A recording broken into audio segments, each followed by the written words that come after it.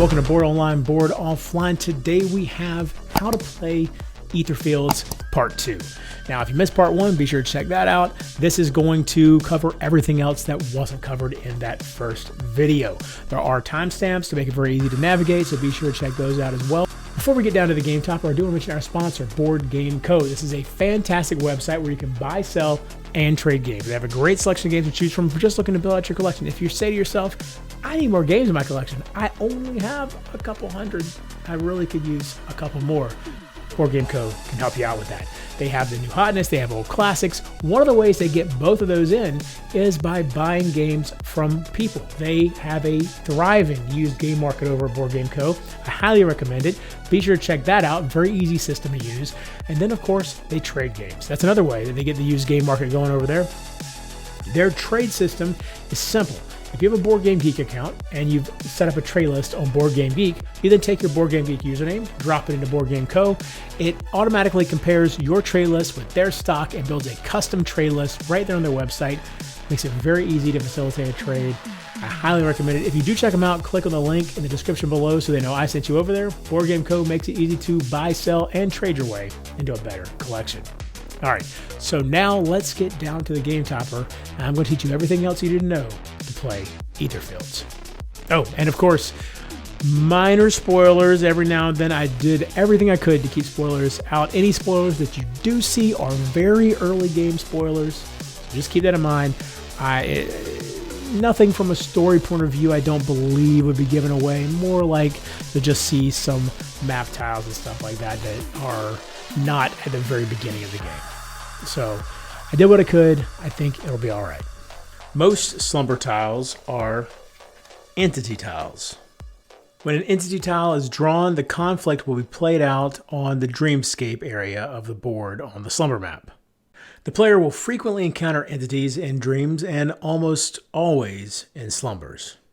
Let's take a moment to clear up some confusing language from the rulebook. This is a slumber map tile. It has this back to it. This is a slumber tile. Slumber tiles frequently are entities. They have this back. Sometimes a slumber tile will not be an entity, as you can see with this one. In the rare cases that a player draws a slumber tile that is not a slumber entity, then they simply follow the instructions found on the card. So again, slumber tile, slumber map tile. The slumber map is set up each time players begin a new game, as well as any time they leave a dream. Each slumber entity tile contains the rules for a random encounter with a denizen of the dream world. The setup in the upper right corner of the card usually will indicate a spawn, in which case the slumber card is played out on the slumber map. In this case, spawn 1 human shapeshifter. The player first prepares the indicated number of turn cards, in this case 3 turn cards, and then spawns the indicated mini or token. And finally, if there were any additional setup steps, the player would complete them now. Interactions, listed here, are actions that players can perform with the entity. Generally, these will be assault or contact actions, as you see here. In order to resolve one of these actions, the dreamer must be within range as usual. Generally speaking, the default range is 1. The entity effects are listed here. There are 3 possible effects: morphing, basic, and special. These are resolved during the Dreamscape phase in the order determined by the current turn card. So you can see this turn card would require the basic effect, followed by the morphing effect, followed by rolling the movement die. Some entity effects will read if a dreamer is in range X. In this case, let's say range 1. This means within that range of any of the entity's tokens or minis. If your character is within range of more than 1, this has no additional effect. The out of turns effect is applied when the last card of the turn deck is discarded. If the slumber entity tile has a skip option, as you see here, it means the dreamers may decide at the start of any turn to resolve the out of turn effect instead of playing that slumber. In fact, if the out of turns effect does not take into account any element placed during the setup, then the dreamers may decide to skip the slumber even before it is started. Some entities have this deliverance symbol with a script section listed. The game will explain what deliverance means when the time comes. The player will sometimes be instructed to add morphings to entities. The player should draw the indicated number of morphings and then add it to the entity. The morphings are drawn at random, and the player shouldn't look at them until they've been chosen. These will affect all entities of that type on the board, and they make them stronger. Whenever the final entity of a particular type is discarded from the map, all morphings on the entity card are also discarded. If there are no entities on the map when the player is instructed to add a morphing, then they do not add the morphing. I'm not going to go through the explanations for each individual morphing, but they are clearly defined on the back of the rulebook in the rules summary. Dreams and slumbers are divided into turns, and each turn consists of the following phases. The dreamer's phase, which has the draw step and the card and action step, followed by the dreamscape phase, made up of the entity and dream event step and the discard turn step. In the draw step of the dreamer's phase, each dreamer with 2 or fewer cards in their hand draws 4 influence cards. If the dreamer had 3 or more cards in their hand, then they would draw at most 4 cards, but up to their hand size limit. A dreamer may never choose to draw fewer cards than required. The basic hand size limit is 6 cards. So if a dreamer had 3 cards in their hand, they could draw 3 more cards. A player may never have more cards in their hand than their hand size limit and must stop drawing as soon as they reach that limit. During this draw step, if the deck runs out of cards, the player reshuffles the discard pile to create a new deck, and then draws whatever remaining cards they needed to draw. However, reshuffling the deck comes at a price. Every time the player reshuffles their influence deck during the draw step, they suffer either 1 distress, or instead of 1 distress, they can choose to seal 3 cards. If they choose to seal 3 cards, it happens after they shuffle. We'll discuss both distress and sealing cards in more detail a little later. Keep in mind, if the game ever allows you to reshuffle your influence outside of the draw step, you don't suffer the reshuffle penalty. After completing the draw step, the dreamers now perform actions and play cards. Beginning with the first player and proceeding clockwise, each dreamer performs a round. There is no limit to the number of rounds a dreamer can perform. Rounds continue until everyone runs out of cards or passes in a row. So just to be clear, because this is a point of confusion, in the game Etherfields, a round is a term used for something that occurs multiple times within step 2 of the dreamer's phase. And there is no limit to the number of rounds that can occur before step 2 ends. Also, instead of rounds occurring in player order, if players feel their group would prefer to not abide by a strict turn order and would instead prefer to play turns in whatever order is most advantageous to them, they are welcome to do that as well. During a round, a player can perform only 1 dream action and then also any number of other actions and activities. Dream actions are map actions, actions found on a dream's secret cards, actions found on a Dreamgate tile, and actions found on an entity. Other actions that are not considered dream actions are actions such as move, assault, contact, effort, etc. Activities include things such as placing progress cards out, gaining shining gems, etc. It is possible for a player to pass on their turn and then take an additional round when it comes back around to them during that same turn, of course assuming that not all players passed in a row. The Dreamer's phase is followed by the Dreamscape phase, which is also broken into 2 steps. During step 1, the entity and dream event step, the current turn card specifies exactly what will occur. It shows which effects of this dream, either on the entity, Dreamgate tile, or any secret cards, are resolved and in what order. During the Dreamscape phase, the Dreamers cannot use any actions or card effects unless a card rule allows it specifically or there is this special lightning bolt icon on the card. Occasionally, just because of the game state, there may be no effects happening during this step. In that case, the turn card is solely there to count the turn. Step 2 of the Dreamscape phase is the discard turn step. The current turn card at this point is discarded.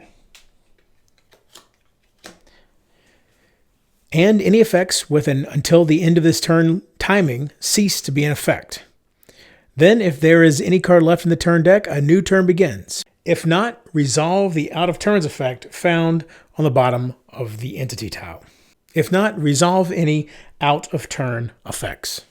Many times throughout the campaign, players will be instructed to add a slumber tile to the slumber tile deck. When doing so, they should add it to the bottom of the deck, like this. Specific instructions for setting up entities involved in dreams will be found on the dream gate tiles as well as the entities themselves. However, with slumbers, everything the player needs to know is found right on the card. Since we've already discussed how to set up an entity, we won't go through it again at this point. If a player is victorious in a slumber and the entity states to gain loot in victory, then the player gains whatever loot is listed at the bottom of the current turn card. Anytime the player is instructed that the slumber ends, that means it ends immediately. At that point, the player will discard the current slumber tile, the entity, figure, or token, and any tokens associated with it. However, do not discard the slumber map tiles, quirk cards, tokens, markers, anything not associated with the current entity. And of course, that includes the player's mini. These will remain for the next slumber. It's very important to remember that a player never ever gains loot unless specifically instructed to do so. Many entities do instruct the player to, not all. During the campaign, players will gain new Dreamgate tiles. These tiles allow the Dreamers to enter unique dreams. This envelope is used to store Dreamgate tiles currently available to the players.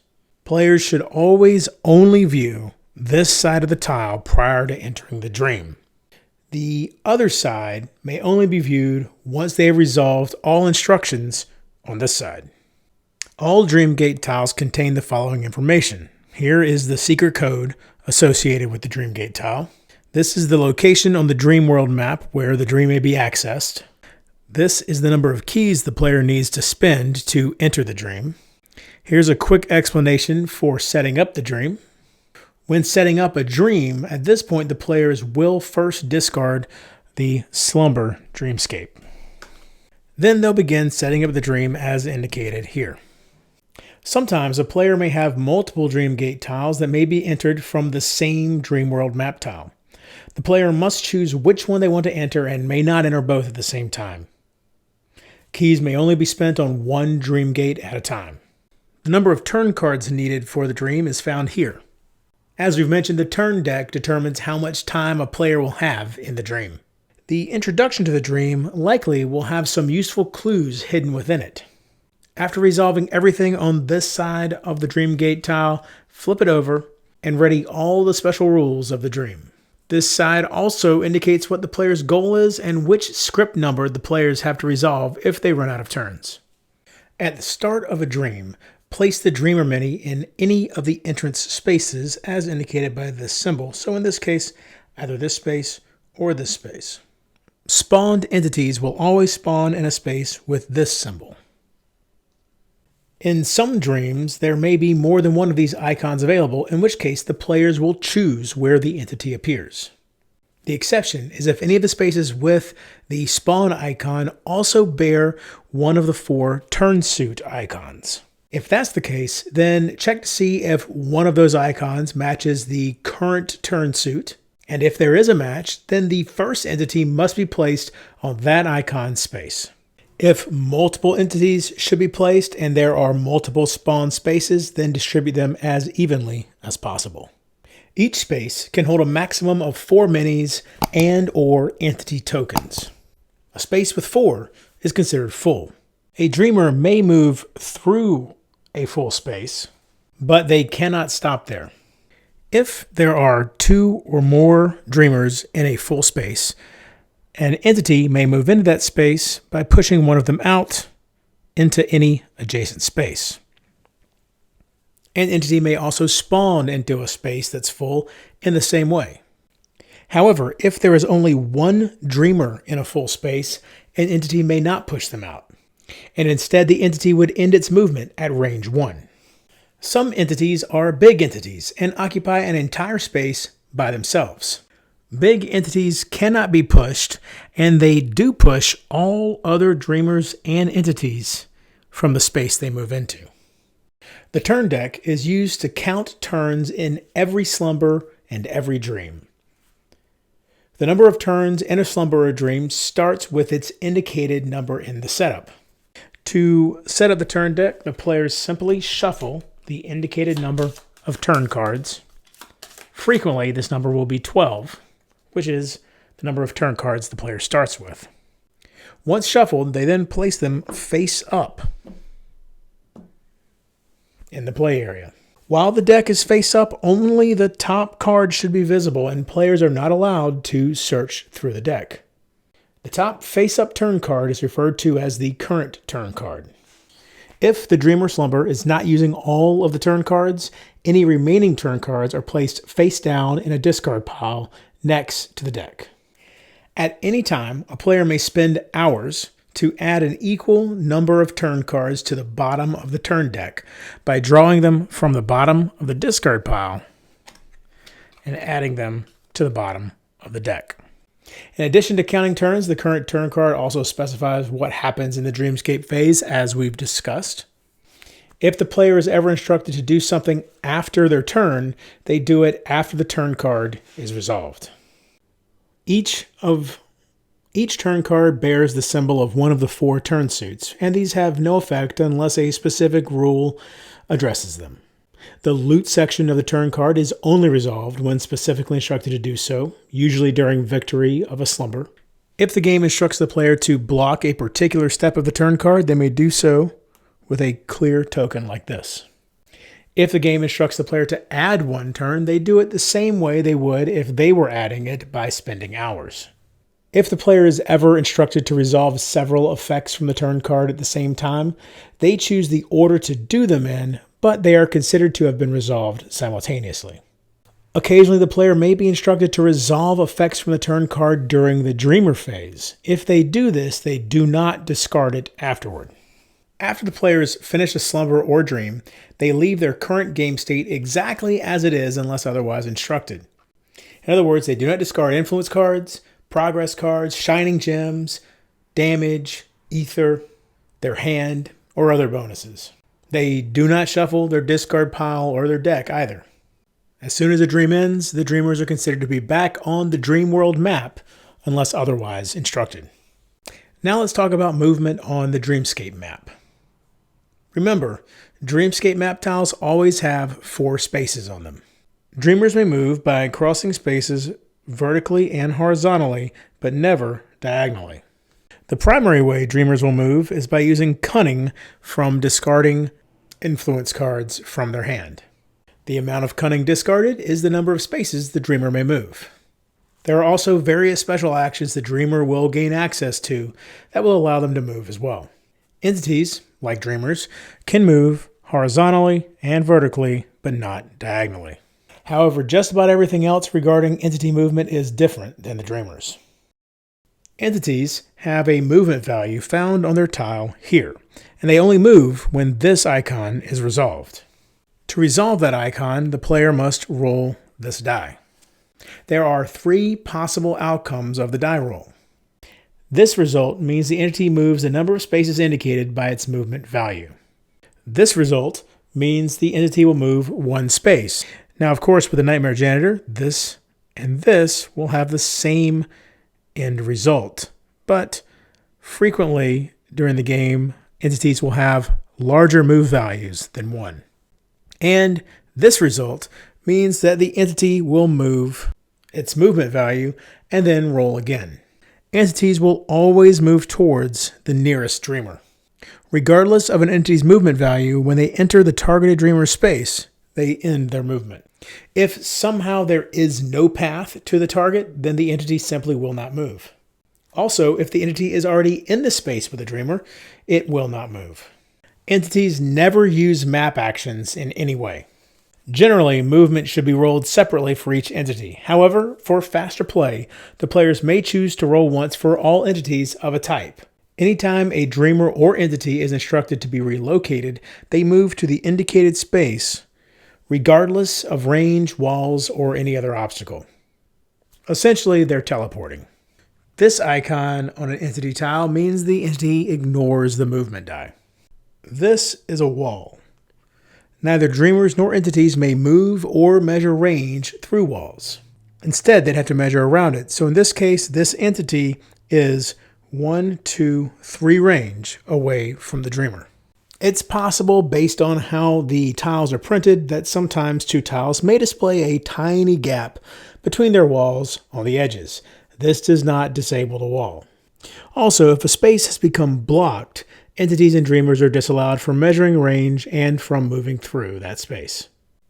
So let's discuss range for a moment. If the entity is in the same space as a dreamer as you see here, it's at range 0. This is range 1, range 2, etc. If the term in any range or unlimited range is used, the player still must be able to find a legitimate path to the space.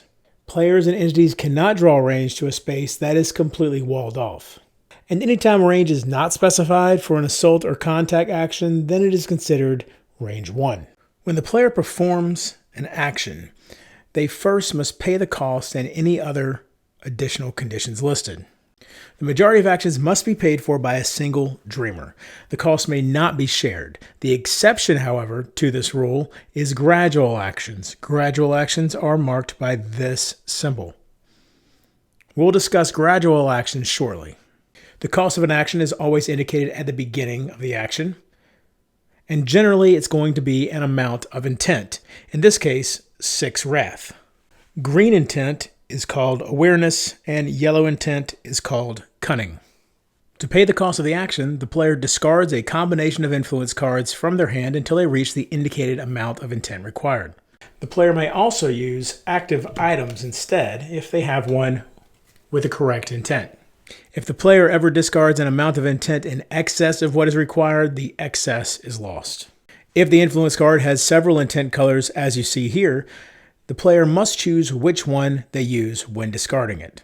When the player discards an influence or item card to pay an intent cost, that card may not be used for anything else at the same time, including its printed action. Frequently, players will have to discard multiple cards to reach the level of intent required to pay for an action.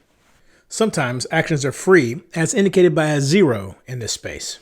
This red icon indicates the player must suffer 1 distress to pay for the action. This icon indicates the cost of the action is for the dreamer to suffer the indicated amount of distress. This icon indicates the cost of the action is paid in shining gems. Players will find assault and contact actions on many game elements. To perform such actions, the players spend intent as with any other action. As you can see, to assault the Nightmare Janitor, 1 wrath must be spent. Players will find assault and contact actions on many game elements. To perform such actions, the players spend intent, as with any other action. The players will find there are many influence and item cards which can be played only during assault and contact actions.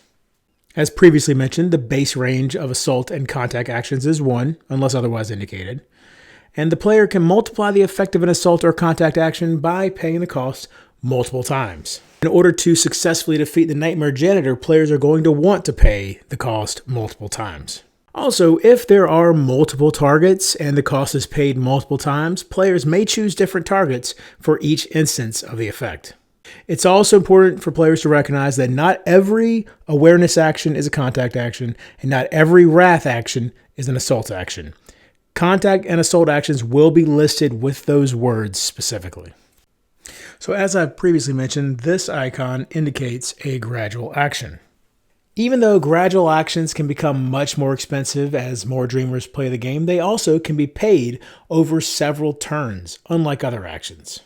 A gradual action's cost scales with the number of players in the game, so if playing solo, this action in the space the dreamer currently is in would only be 3 cunning. However, if playing with 2 players, then it would become 6 cunning. Each time a player pays the base cost of the action, they mark it with 1 intent marker. The players may then pay another installment later, even if it's on a new turn. Once the full cost has been paid, then players resolve the action. After resolving the action, return all intent markers on this action back to the pool. These markers are limited by the number included in the game, and this means it is possible to run out. Players may need to carefully plan which gradual actions they intend to pay for so they don't run out. If players do need an intent marker but have run out, they may take one from a different gradual action. Anytime a gradual action against an entity is fully paid for, it is then resolved against one of the entities of that type on the board. Some gradual actions will have a cost given in 2 different intent colors, just like other actions. The player must choose one intent color and pay the full cost using only that color. On this reference card, we've already covered move, assault, contact, and effort. However, don't forget about peek a card. This allows a player to discard a card to then take a 5-second peek at any one secret card or tile from the current dream, as long as it is labeled Influence, Item, Flaw, Fate, or Slumber on the back. Also, on this side of the card, there's some more helpful things. The player may gain a Shining Gem by discarding 3 influence cards from their hand. The player may discard a Shining Gem to re-roll any die.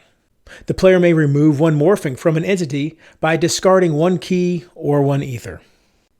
The basic action card also reminds players what happens if their dreamer exceeds the distress limit. Finally, the basic action card mentions boosting the player's intent. Once per turn, when a player spends intent to pay for any action, they may decide to roll this luck die to add additional intent to the action. As long as the player spends at least 1 intent, they may roll this die.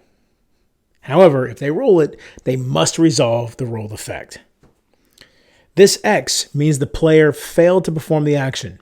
The spend intent is lost and the influence cards are discarded. Additionally, the player must discard 1 ether, suffer 1 distress, or seal 3 cards. This symbol indicates that no intent is added. If the intent the player has already spent is not enough to successfully perform the action, then the action fails. If the action fails, the influence cards are still discarded. If 1, 2, or 3 pips are rolled, add that amount of influence of the same color currently being used. The luck die is always used as the last source of adding intent to the action. Once the die is rolled, the player may not add any more intent. Overlay cards are secret cards that contain part of the dream map.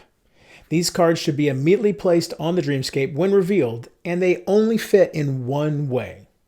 So this one would fit something like this. Each overlay card changes the Dreamscape in some way, and once placed, it cannot be removed unless specifically told to do so. If a mini had been on the space when the overlay card was placed, you would simply move the mini, place the card, and then put the mini back on the space. Note cards are usually one-use cards which can be used in a specific situation or in a particular dream.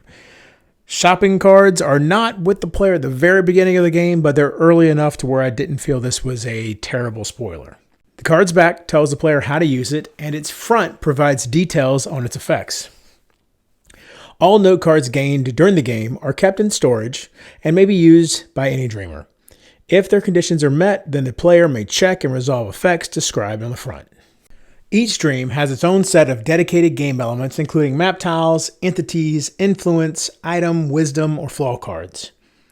Whenever the game asks the player to reveal a card or tile with a specific code, the player should find it and reveal it. The players are likely to have both secret tiles and secret cards.